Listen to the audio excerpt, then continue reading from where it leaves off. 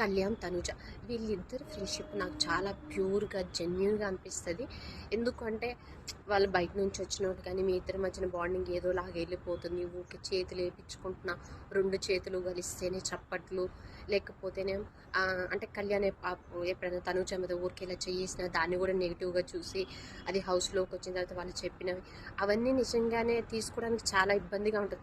ఏంట్రా బాబు మనం ఏదో చేయాలని వస్తే ఇక్కడికొస్తే ఏంటి అమ్మాయిలు పిచ్చోడు అంటున్నారు, అమ్మాయిల మీద చేతులేస్తాడంటున్నారు, 2 చేతులు కలిస్తేనే తప్పట్లు అంటున్నారు.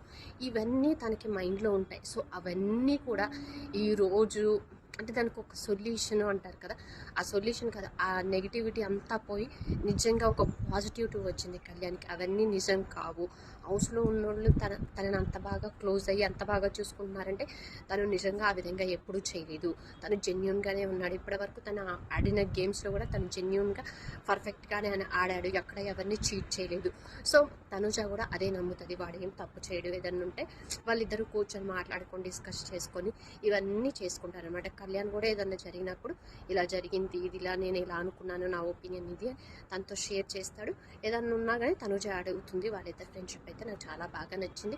మీకు కూడా వాళ్ళిద్దరి ఫ్రెండ్షిప్ నచ్చిందా అనేది కామెంట్ చేయండి.